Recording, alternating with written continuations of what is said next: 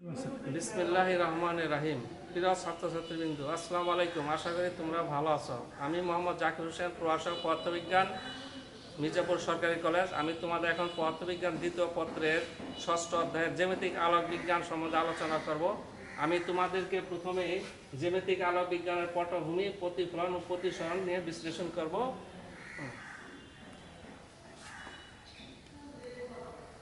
জ্যামিতিক আলোক বিজ্ঞান আলোক বিজ্ঞানের তথা পদার্থবিজ্ঞানের একটি গুরুত্বপূর্ণ অংশ। এই অধ্যায়ে আমরা যে বিষয়গুলি আলোচনা করব,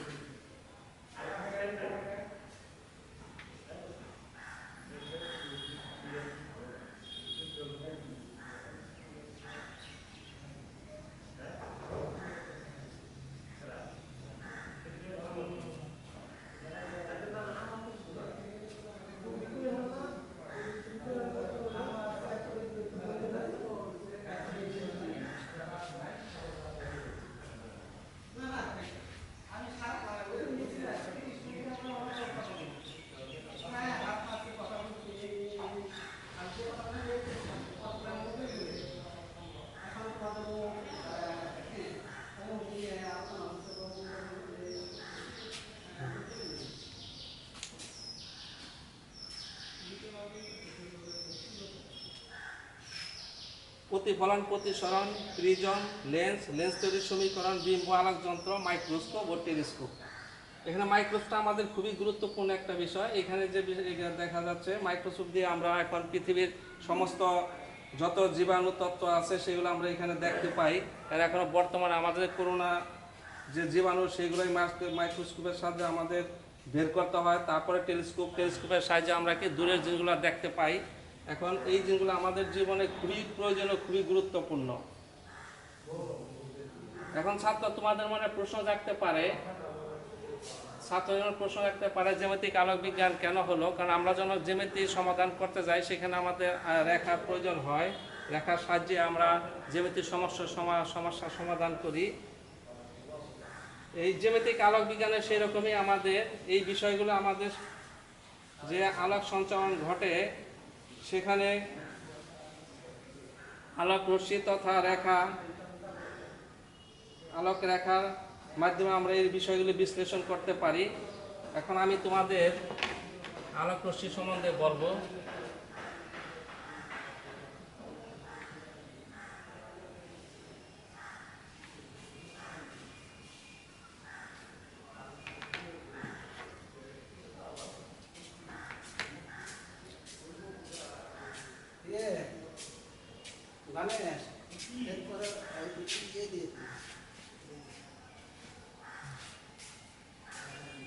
আলোক রশ্মি কি? আলোক রশ্মিটা আমাদের জানা দরকার। আলোক রশ্মি হলো তরঙ্গ মুখের সাথে লম্ব বরাবর আলোক শক্তির যে দিকে যে রেখার সাহায্যে বিবেচনা করা হয়, সে তাকে তোমার কি বলা, আলোক রশ্মি বলা হয়। তাহলে আমরা এখানে বুঝতে পারি যে আলোক রশ্মি আমাদের জ্যামিতিক রেখা প্রয়োজন হয়, সেখানে আমাদের আলোক রশ্মি বা আলোক রেখার মাধ্যমে আমাদের এই রাশিগুলোকে বিশ্লেষণ করতে হবে। এখন আমি তোমাদের প্রতিফলন সম্বন্ধে ব্যাখ্যা করব।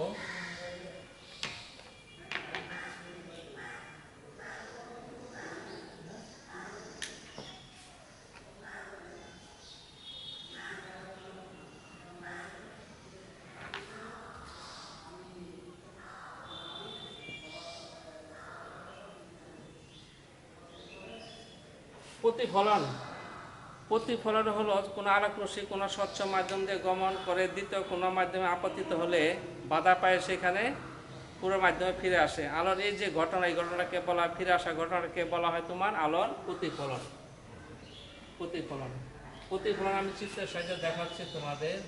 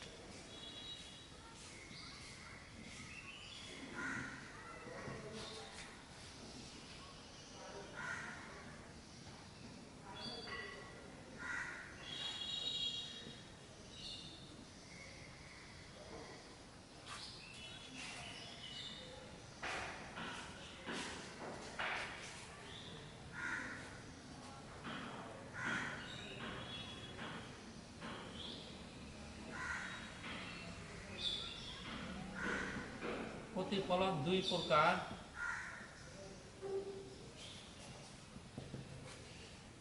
এক, নিয়মিত প্রতিফলন।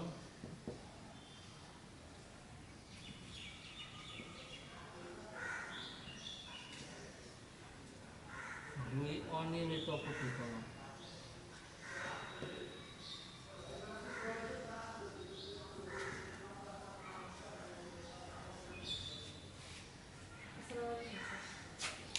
নিয়মিত প্রতিফলন হলো সেই প্রতিফলন যেখানে আপতিত কোণ এবং প্রতিফলন কোণ সমান হয়, আর অনিয়মিত প্রতিফলন যেখানে আপতন কোণ এবং প্রতিফলন কোণ সমান হয় না। অর্থাৎ নিয়মিত প্রতিফলনে কোণ আই সমান সমান কোণ আর, আর অনিয়মিত প্রতিফলনে কোণ নট আর।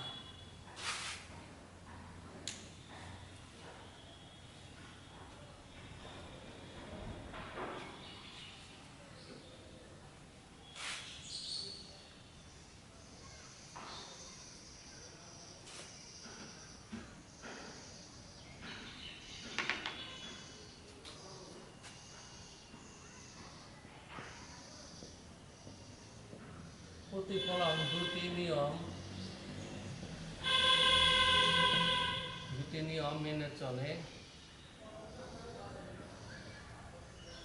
দুটি নিয়ম মেনে চলে। এক,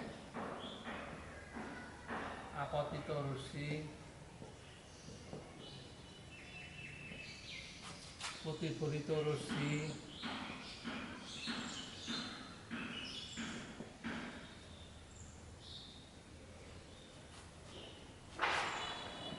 ও আপতন বিন্দুতে অঙ্কিত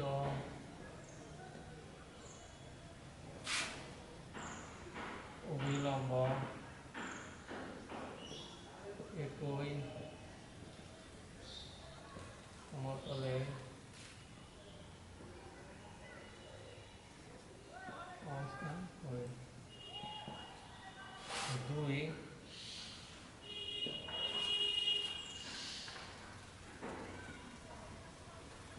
আপাতন কোণ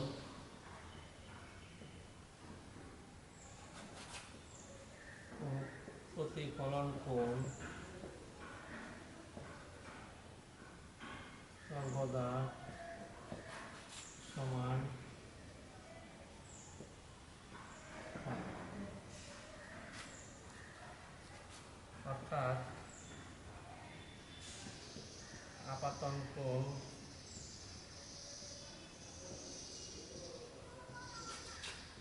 I equals to প্রতিফলন কোণ।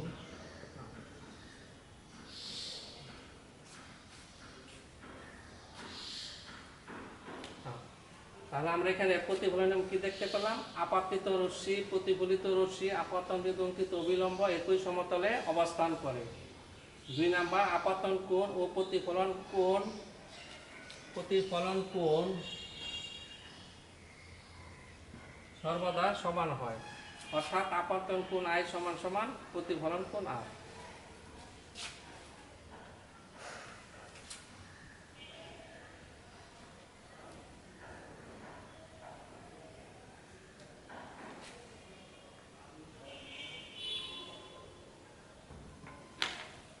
আমি তোমাদের এখন দর্পণ সম্বন্ধে আলোচনা করব। দর্পণ হলো যেখানে আলোর নিয়মিত প্রতিফলন ঘটে তাকে কি বলা হয়? দর্পণ। দর্পণ হলো যে তলে আলোর নিয়মিত প্রতিফলন ঘটে তাকে বলা হয় কি? দর্পণ। এই দর্পণ যে তলে আলোর নিয়মিত প্রতিফলন ঘটে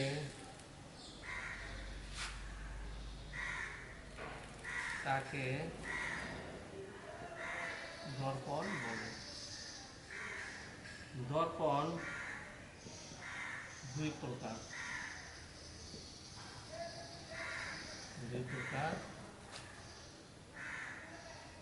এক, সমতল দর্পণ।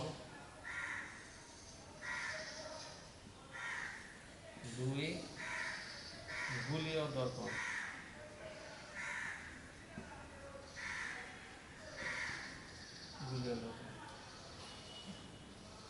সমতল দর্পণটা কি? সমতল দর্পণ আমরা যেটা বাসার চেহারা দেখি আয়না, সেটা হলো সমতল দর্পণ। আর গোলীয় দর্পণগুলো সাধারণত আমাদের ল্যাবে বিভিন্ন গবেষণাগারে ব্যবহার করা হয়। এই গোলীয় দর্পণ আবার 2 প্রকার।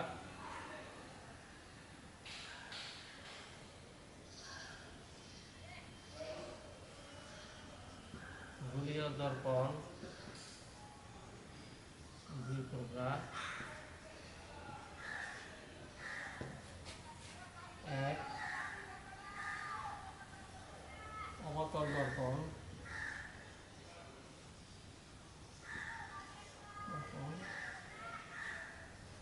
ও উত্তল দর্পণ।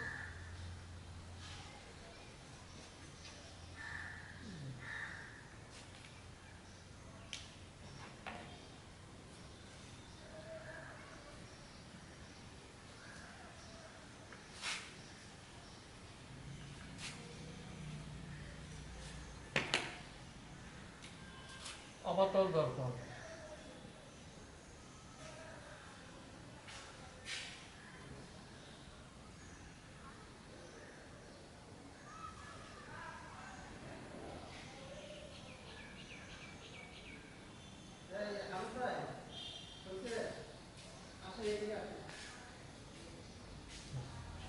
অবতল দর্পণ অবমানী নিচু, অর্থাৎ নিচু পৃষ্ঠ এখানে প্রতিসারক তল হিসাবে কাজ করবে, সেটা আমাদের কি হবে? অবতল দর্পণ।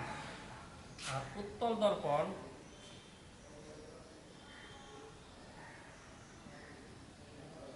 উত্তল দর্পণ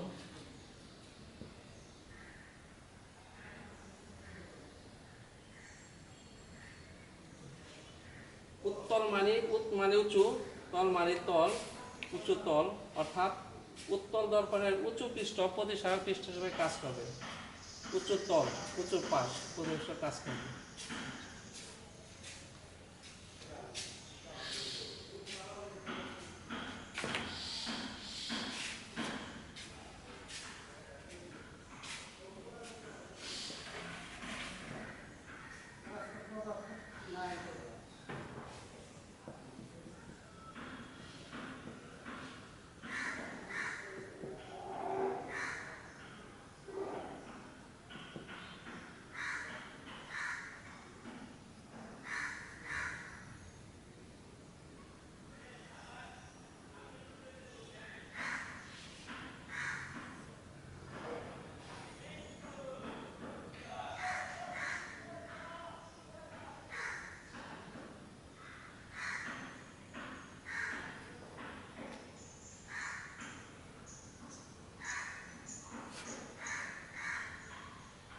M A M prime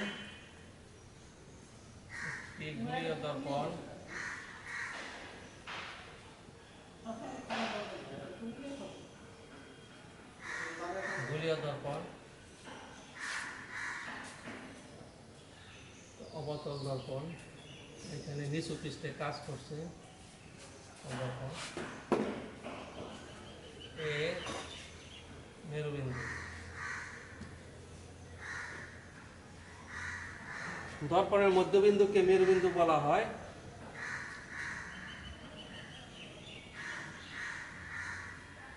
F focus বিন্দু,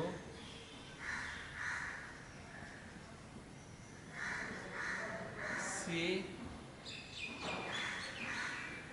বক্রতার কেন্দ্র।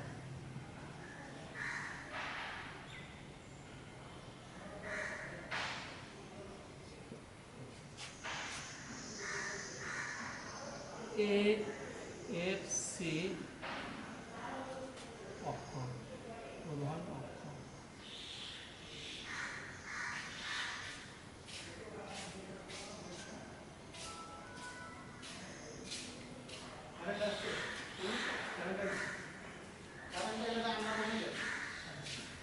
এফ সমান সমান এফ ফোকাস দূরত্ব,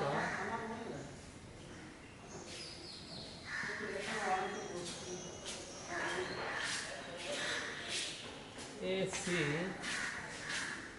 আর বক্রতা ব্যাসার্ধ।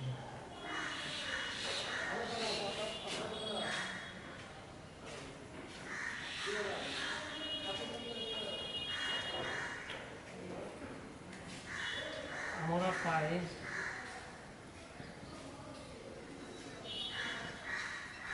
এফ সমান সমান r/4।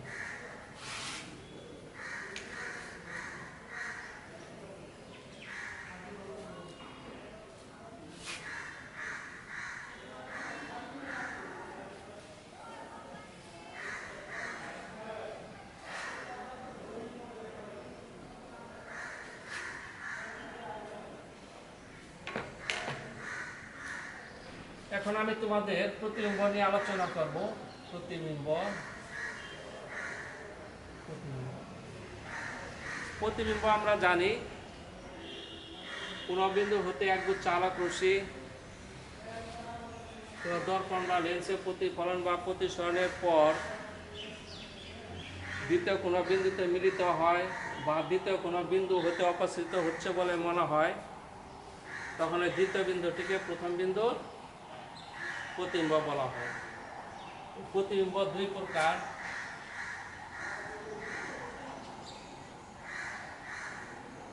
প্রতিবিম্ব দুই প্রকার,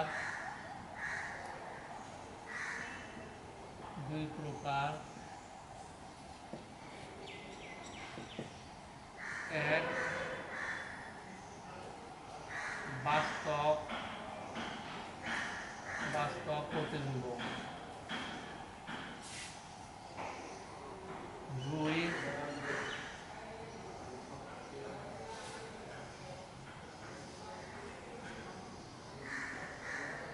অবাস্তব প্রতিবিম্ব। বাস্তব প্রতিবিম্ব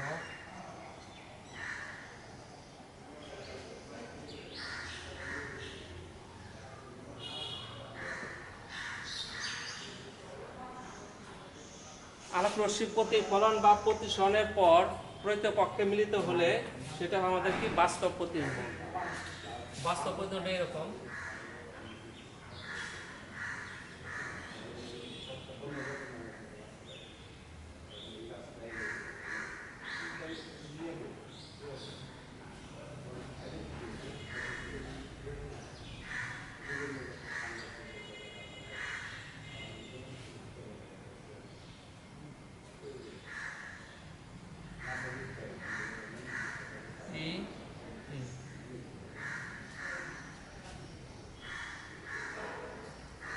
কিউ হলো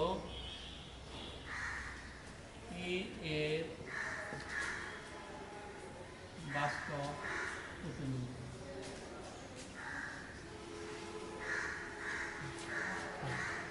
এই যে আমরা এখানে দেখলাম রশ্মিগুলো এখানকে চাপাতিত হয়েছে, আমাদের প্রতিফলনের পর একটা বিন্দুতে মিলিত হয়েছে টি বিন্দুতে। তাহলে পি বিন্দু থেকে আলো ফিরে এসে প্রতিফলনের পর প্রকৃত পক্ষে কিউ বিন্দুতে মিলিত হয়েছে, তাই কিউ হলো পি এর বাস্তব প্রতিবিম্ব। এখন আমরা দেখাবো অবাস্তব প্রতিবিম্ব। অবাস্তব প্রতিবিম্ব না, এটা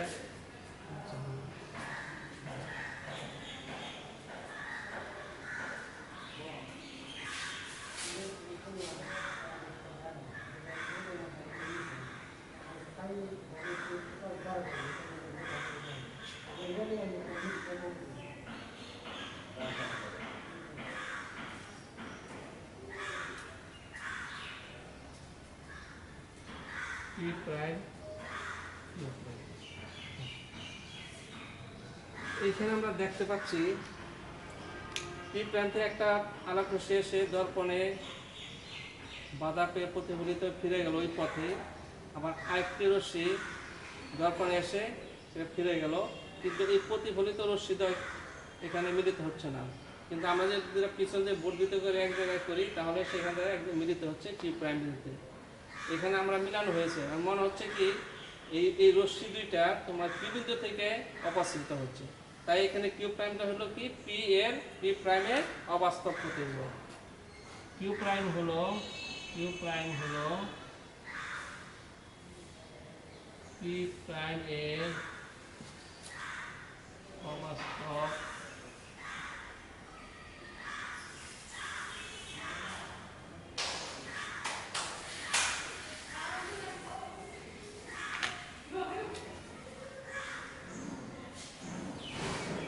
প্রতিসরণ হলো যে আলোক রশ্মি কোনো মাধ্যম থেকে দ্বিতীয় কোনো মাধ্যমে আপতিতভাবে তির্যকভাবে আপতিত হলে দ্বিতীয় মাধ্যমে আলো রশ্মির দিক পরিবর্তন করে, এই ঘটনাকে আলোর প্রতিসরণ বলা হয়। প্রতিসরণ দুটি নিয়ম মেনে চলে। প্রতিসরণ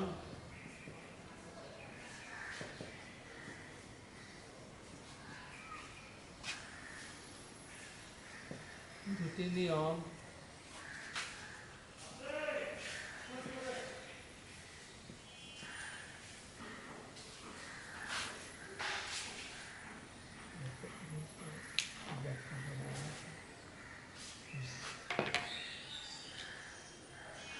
আমি এখন তোমাদের প্রতিসরণ চিত্রে দেখাচ্ছি।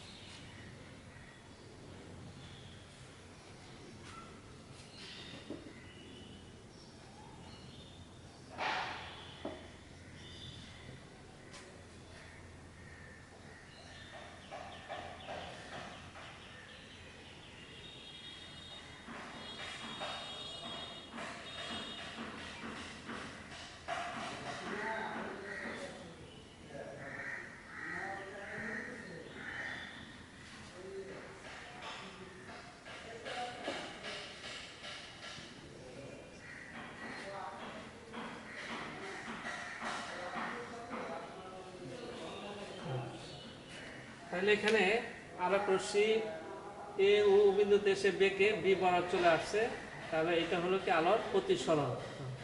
এ ও আপাতিত রশ্মি, ও বি প্রতিসরিত রশ্মি, এন ও এন প্রাইম অভিলম্ব, সি ও ডি বিভেদ তল। কোণ এ ও এন সমান সমান আই আপাতন কোণ, কোণ বি ও এন প্রাইম আর প্রতিসরণ কোণ।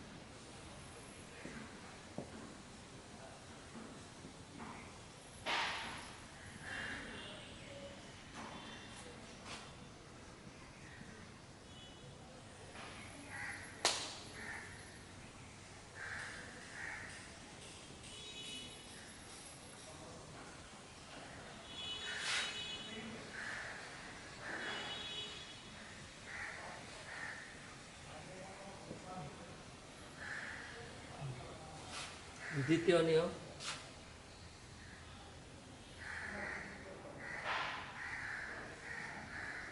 এই নির্দিষ্ট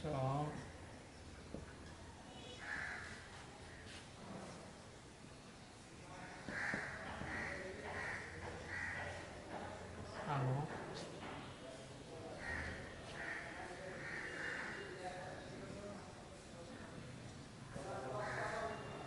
এক জোড়া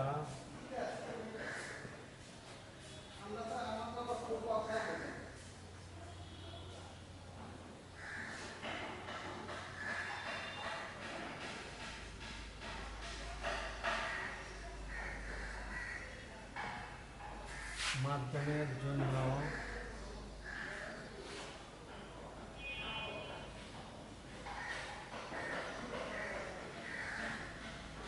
আপাতন কোণের